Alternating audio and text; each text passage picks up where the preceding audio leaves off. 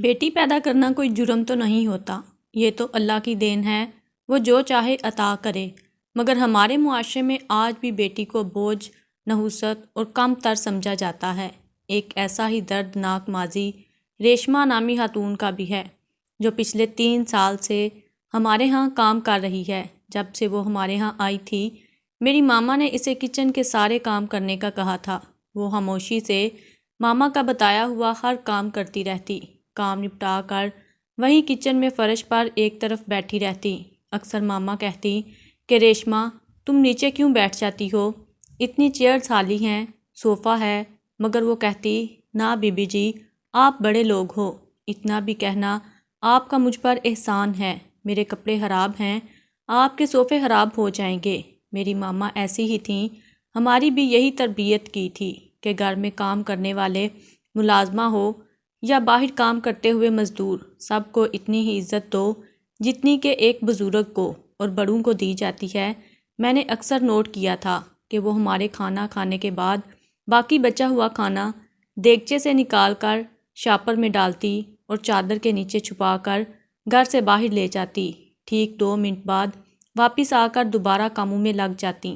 مجھے یہ بات عجیب لگی تھی، یہ تازہ کھانا باہر پھینک کر آتی تھی یا کھا کر آتی تھی، کیونکہ اتنا زیادہ کھانا کوئی 2 منٹ میں کیسے کھا سکتا ہے۔ ایک روز کالج سے چھٹی تھی تو میں اپنے بابا کے ساتھ بیٹھی فرمائشوں کی لسٹ لیے بتا رہی تھی کہ آج سب باہر گھومنے جائیں گے، مجھے فلاں مال سے یہ خریدنا ہے اور ڈنر فلاں ریسٹورنٹ میں کرنا ہے۔ میرے بابا مسکرا کر میری ہر بات پر ہاں میں ہاں ملا رہے تھے۔ تبھی میری نظر ریشما پر پڑی، جو مجھے میرے بابا سے بات کرتے دیکھ کر حسرت سے گہری سانس خارج کر رہی تھی۔ مجھے دیکھ کر فوراً نظریں چرا لیں اور پھر ہمیشہ کی طرح بچا ہوا ناشتہ وہ چادر میں چھپا کر باہر جانے لگی۔ میں نے کچھ سوچتے ہوئے اس کے پیچھے جانا شروع کر دیا۔ آخر پچھلے 1 ماہ سے یہ کر کیا رہی تھی؟ وہ گیٹ سے باہر نکلی اور سڑک کے ایک جانب چلتی ہوئی ان خوبصورت پھولدار جھاڑیوں کی جانب چلی گئی، جو کہ ہمارے گھر کے باہر ہی خوبصورتی کے لیے لگی تھیں۔ وہ وہاں پہنچی اور وہ کھانا ان جھاڑیوں میں رکھ دیا۔ اس کے پلٹنے سے پہلے ہی میں گھر آ چکی تھی۔ جیسے ہی وہ دوبارہ کام میں مگن ہوئی تو میں چلتی ہوئی ان جھاڑیوں کے پاس آئی۔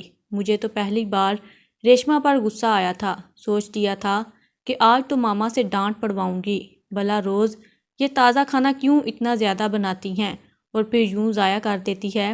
میں نے جو ان پودوں کے پاس آ کر دیکھا تو ایک پل کو منچکا کر رہ گئی، کیونکہ ان جھاڑیوں میں 2 بچیاں بیٹھی تھیں، گندے میلے کپڑے اور بال بکھرے ہوئے تھے۔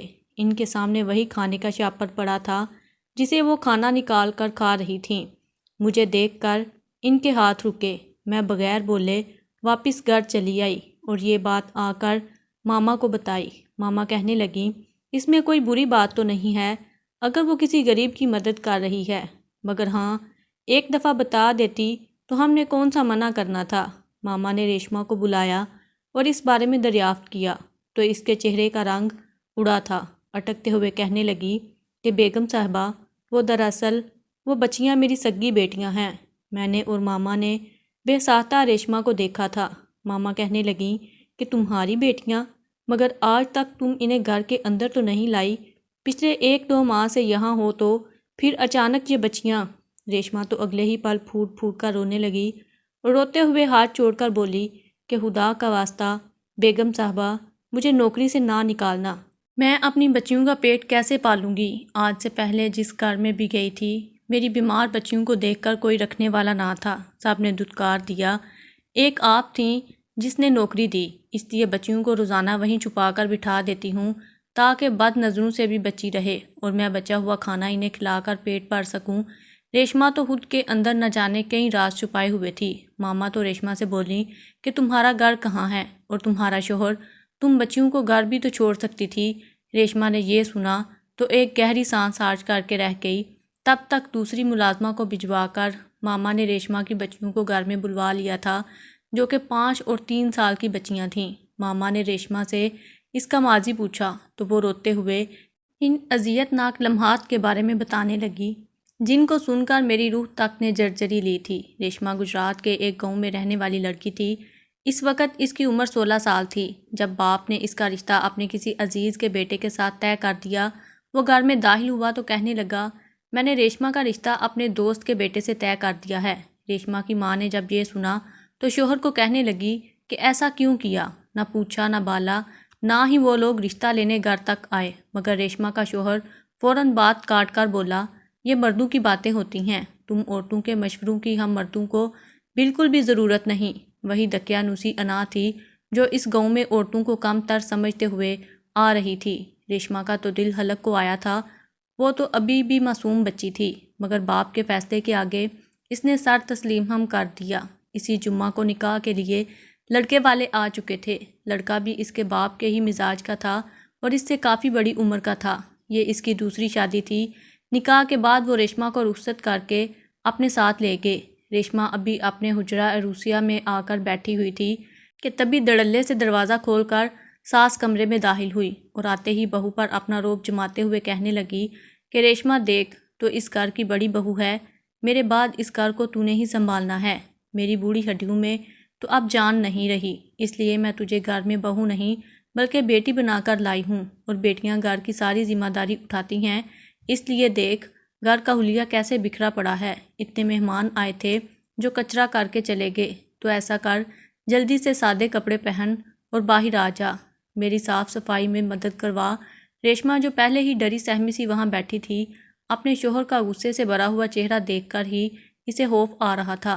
اس کی آنکھوں سے گاہے بگاہے آنسو بھی نکل آتے کہ بھلا وہ ایسے شخص کے ساتھ زندگی کیسے گزارے گی۔ وہیں اس کی ساس کا یہ حکم سن کر تو مزید ہی اس کی ہوائیاں اڑی تھیں۔ وہ اپنے بستر سے اتری اور عروسی جوڑا اتار کر سادہ کپڑے پہن لیے، کمرے سے باہر آئی تو گھر کی بکھری ہوئی حالت دیکھ کر اس کا ذہن معوف ہونے لگا۔ ساس نے سارا کام بتایا اور خود مہارانی بن کر ایک طرف بیٹے کے ساتھ بیٹھ گئی اور سلامی کے لفافے کھولنے لگی، جبکہ وہ نئی نویلی دلہن پورے گھر کی صاف صفائی میں لگ چکی تھی۔ جب تک وہ صاف صفائی سے فارغ ہوئی، آدھی رات یوں ہی گزر چکی تھی۔ تھکی ہاری کام نپٹا کر جب وہ کمرے میں داخل ہوئی تو اس کا شوہر غصے سے پپڑ کر اسے ہی دیکھ رہا تھا۔ ریشما کی تو جان نکلنے لگی۔ اس نے فوراً دروازہ بند کیا اور ریشما کو ڈانٹتے ہوئے کہنے لگا کہ یہ کیسی سہاگ رات تھی میری، دلہن کو تو یہاں پر اس بیڈ پر بیٹھنا ہونا چاہیے تھا، میرا انتظار کرنا چاہیے تھا۔ میں گھونگھٹ اٹھاتا، منہ دکھائی دیتا، مگر یہ کیسی دلہن تھی جو خود کمرے سے باہر ہے اور دلہا یہاں بیٹھا انتظار کر رہا ہے۔ یہ سنا تو اس کی آنکھوں میں آنسو آ گئے تھے۔ وہ کہنے لگی کہ آپ کی امی نے ہی کہا تھا کہ میں پورے گھر کی صفائی کروں، اس لیے میں گئی۔ اتنا کہنا تھا کہ اس کا شوہر اسے ڈانٹنے لگا کہ تم پہلے روز ہی مجھے میری ماں کے خلاف بھڑکانا شروع ہو گئی ہو، آج تو ہو گیا، آئندہ اگر میرے گھر آنے پر تم نے میری ماں کی ایک بھی برائی کی تو پھر دیکھنا، تمہیں چٹیا سے پکڑ کر واپس میکے پر پٹک کر آؤں گا۔ ریشما کو تو کچھ سمجھ ہی نہ آئی کہ وہ کیا جواب دیتی۔ ڈر کے مارے کانپتے ہوئے اس نے بمشکل معافی مانگی۔ اسے تو رخصتی سے پہلے اپنے باپ سے کی گئی ملاقات یاد آ گئی تھی، وہ جو سمجھ رہی تھی کہ باپ آج ملنے آیا ہے، پیار سے شفقت سے سر پر ہاتھ رکھے گا، مگر ایسا کچھ نہ ہوا۔ باپ نے آتے ہی بیٹی سے کہا کہ دیکھ ریشما، ہم بڑے ہی عزت دار اور شریف لوگ ہیں، اور خیر سے خدا نے ہماری عزت رکھی ہے، تجھ جیسی بیٹیوں کے کندھوں پر ہے، تو نے یہاں رہ کر تو میری عزت پر کوئی حرف نہیں آنے دیا، اب سسرال جا کر بھی اچھے سے رہنا، یاد رکھنا ہمارے ہاں ڈولی میکے سے اور جنازہ سسرال سے ہی اٹھا کرتا ہے، سمجھی۔ اتنا کہہ کر باپ جا چکا تھا اور ریشما نم آنکھوں سے باپ کو جاتا ہوا دیکھتی رہ گئی۔ یہ سوچ کر ایک دفعہ پھر ریشما کی آنکھیں نم ہو چکی تھیں، مگر شوہر نے جھڑکا تو وہ اپنے منہ پر ہاتھ رکھ کر اپنی سسکیاں روکنے لگی۔ یہ تو اب روز کا ہی معمول بن چکا تھا۔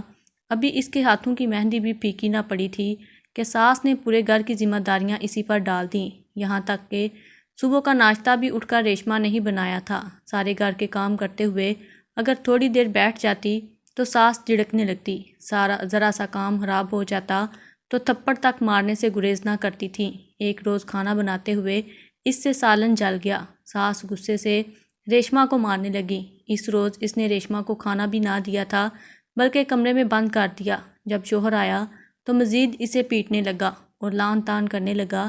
ایک ہی ہفتے میں ریشما کی زندگی بالکل بدل کر رہ چکی تھی۔ اس کا جی چاہا کہ کسی طرح یہاں سے بھاگ کر اپنے میکے چلی جائے۔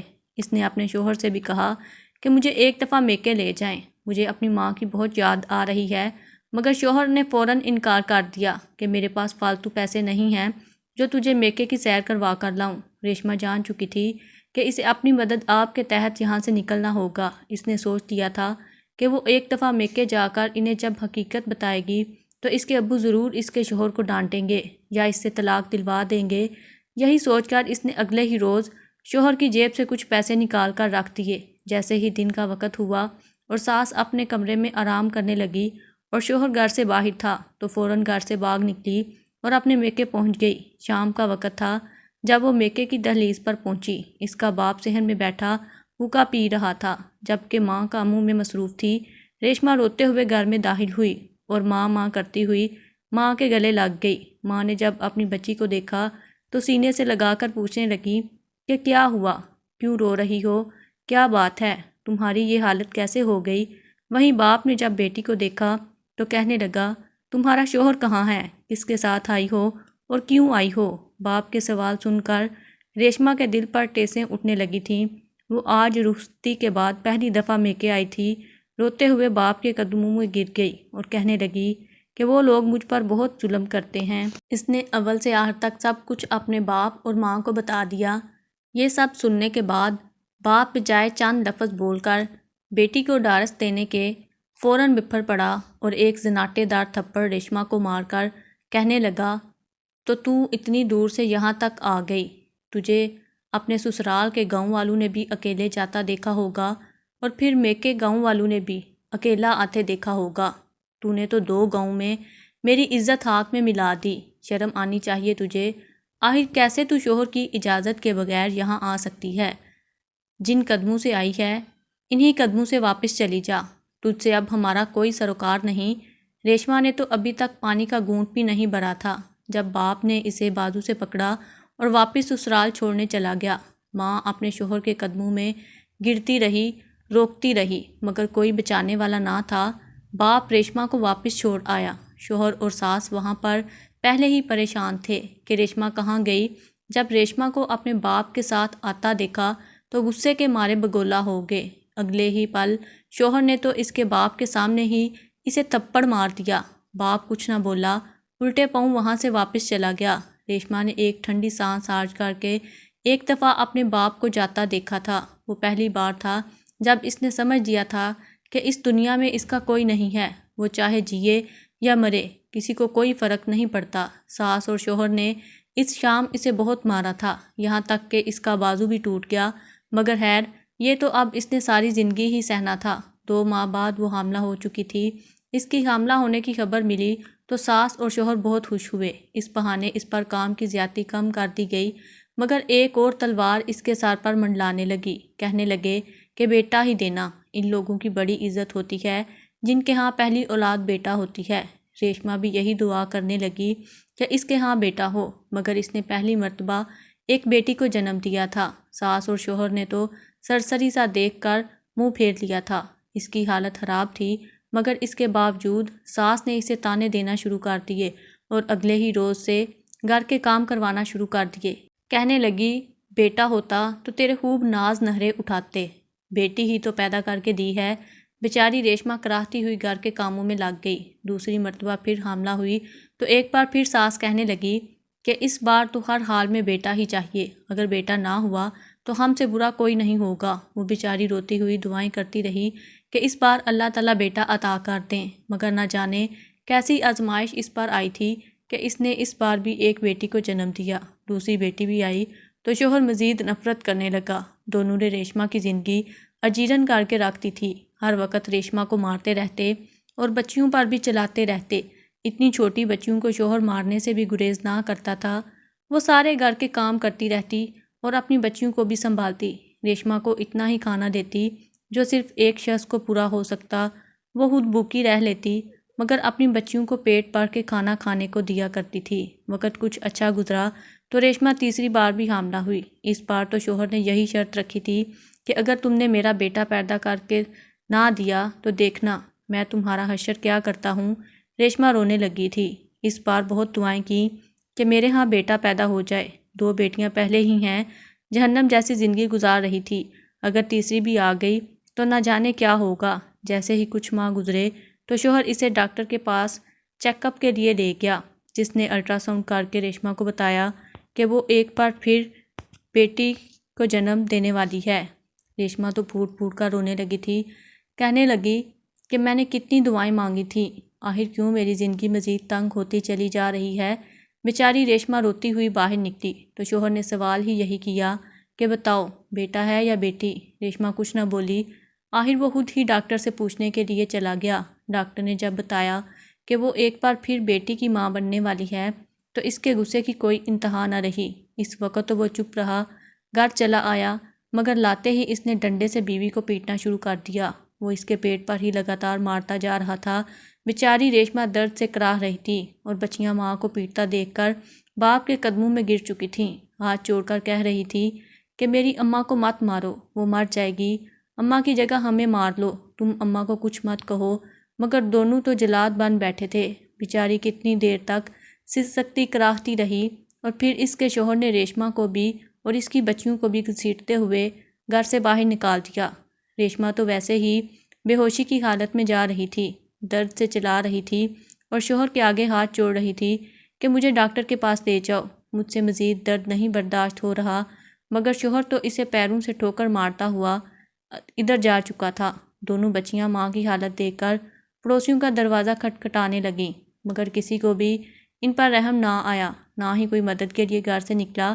ریشما کا 7واں ماہ چل رہا تھا جب اس نے دیکھا کہ کوئی اس کی مدد کو نہیں آ رہا تو وہ بمشکل اٹھی تھی اور ہسپتال تک جانے کی کوشش کرنے لگی، مگر ایسا نہ کر سکی۔ سڑک کنارے ہی وہ جھاڑیوں کے پاس بیٹھ گئی، بچیوں سے کہنے لگی کہ مجھے پانی لا کر دو، مجھے پیاس لگی ہے۔